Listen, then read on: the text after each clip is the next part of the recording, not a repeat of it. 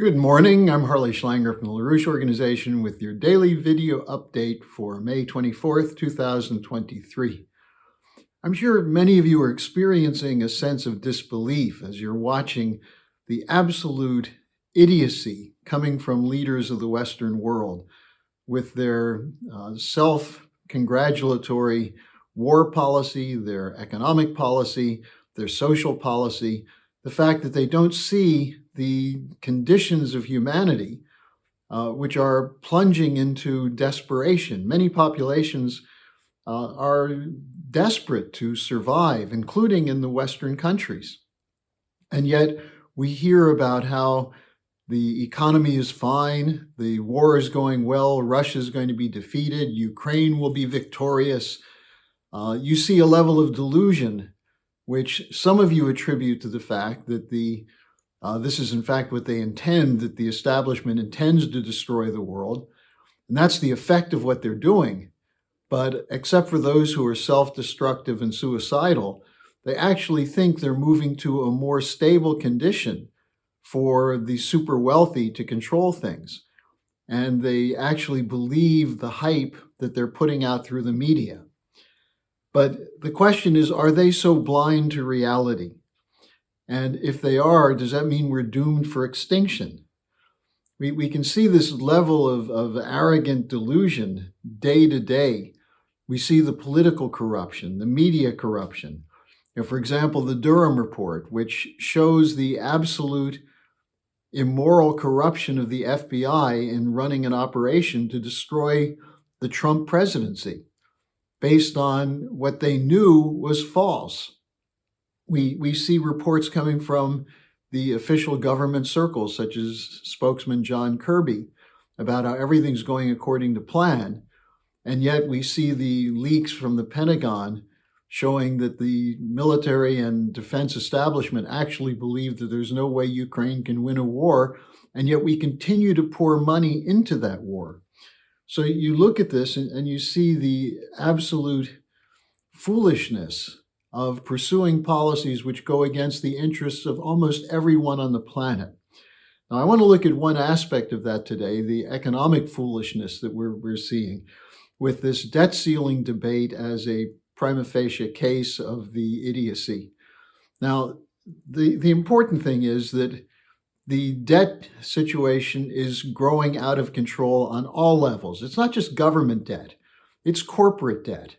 The idea of zombie corporations that can't make enough money to pay the interest on their debt and yet are being granted huge volumes of liquidity to cover over for another day and kick the can down the road. That's in fact the policy overall, kick the can down the road.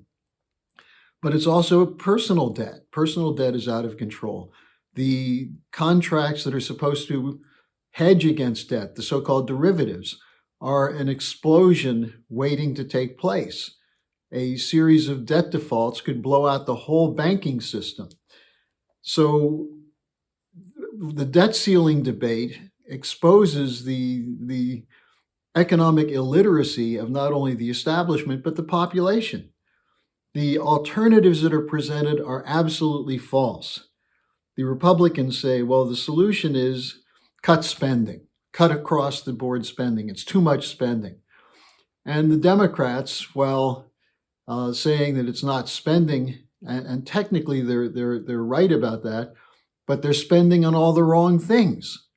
And so what we have is a policy that favors speculation, including the Republican policy, favors speculation.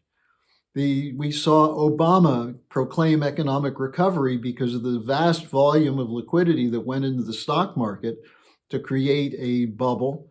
And then the same thing was done under Donald Trump. He correctly attacked Obama's so-called recovery, but then did the same thing and proclaimed it the Trump recovery. Now Biden's doing the same thing, but the problem is with the inflation now, because of the volume of liquidity that's been injected, they're stuck into a position of saying either we need more quantitative easing to avoid default or quantitative tightening to avoid runaway inflation. Neither of these things will work. Neither austerity as a whole will work. One area where austerity would be good is cut the spending for the Ukraine war and have massive cuts in the defense budget, which would mean we should pursue security guarantees with all nations of the sort that Helga Zepp-LaRouche outlined in her document on the principles to end the war. But the problem is that what's missing here is the discussion of physical economy. You need investments to go into areas that increase productive wealth. And what that means is that you need to have a profit that comes from the investments in things such as research and development and infrastructure, which don't return immediate income. The idea of pay as you go or the idea of private-public partnerships are frauds. There are areas of spending which don't produce immediate direct income and shouldn't be privatized, but need more funding because these are areas which increase the overall productivity of labor. That's physical economy. That's Lyndon LaRouche's major contribution.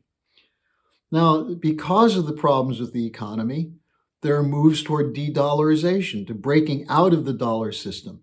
This is totally lawful. Why would countries that are trying to develop wish to get sucked into this vortex of hyperinflation and credit cutoff? And they're looking for alternatives for investment and trade. Now, de-dollarization is further driven by the effect of sanctions. Countries don't want to deal with the dollar because they may have their dollars stolen if they're in the Western banks. They may have their dollars devalued. And so they're looking outside of this. The sanctions, in fact, feed the de-dollarization. So I want to take a look at one particular area of sanctions, the failure of sanctions against Russia, to show where the economic illiteracy comes in. And there's an article by Alistair Crook called Financial Shock and Awe on Russia Pronounced Dead by two establishment journals. And he's writing about articles that appeared just in the last days in the Spectator and the Telegraph, the Daily Telegraph of London, that talk about a number of things, but essentially they look at the fact that all the policy pronouncements against Russia, that if we have these sanctions, if we sanction their energy policy, we cut off spending and so on, Russia will collapse. It hasn't happened. On the one hand, they miscalculated the support they had from the rest of the world. They thought the whole world would go along with this, and they're insulted and somewhat surprised that many of the developing sector nations of the global South are refusing to support sanctions because they've been targets of sanctions in the past. They don't support the war of NATO against Russia in Ukraine. And so as a result, the Russian economy continues to chug along.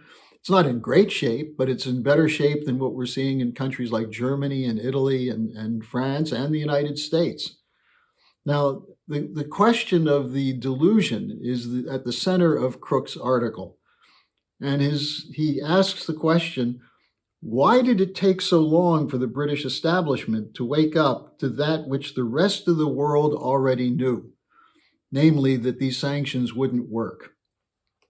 And he gives you the answer from the Spectator, quote, an exaggerated sense of Western influence around the world, unquote. That's what the Spectator said, that they thought the West could force the whole world to submit to their irrational demands, and it hasn't happened. But then Alistair Crook gives us his own explanation. And what does he say? Quote, delusionary hubris placed blinders on Western policymakers. They could not see what was before their own eyes, unquote. Now, those people who say all of this is planned, that's an exaggeration. They can't plan this. What they're planning is to destroy countries, to take away sovereignty, to depopulate the world. That's what they're doing successfully. But they're doing it at the expense of their own survival. And that's what they didn't think would happen. That's why they have meetings such as Bilderberger and the Munich Security Forum to try and map out a strategy to destroy Russia and China and the global South, and then have to meet in another 6 months to evaluate why it's not working. Whatever they do doesn't work because they are delusional. The problem is the population doesn't know what works either. And that's why it's so critical, the initiatives we're taking now, to get people to reflect back on what John Kennedy recognized after the Cuban Missile Crisis, that security and economic cooperation go hand in hand.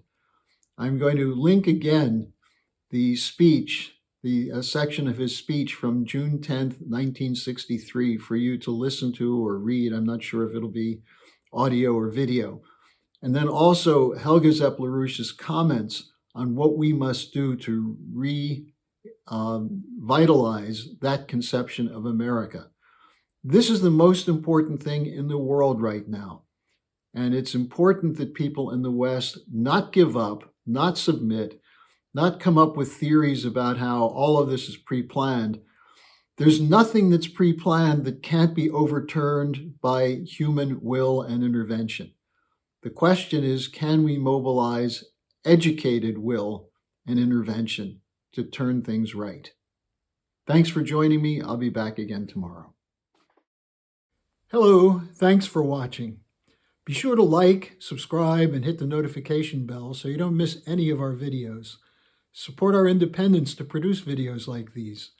Become a member of the LaRouche organization at thelarouche.org/member. By becoming a member for $25 or more, you'll get special access to the EIR Alert Daily Briefing and weekly magazine, which is what I read to stay on top of things.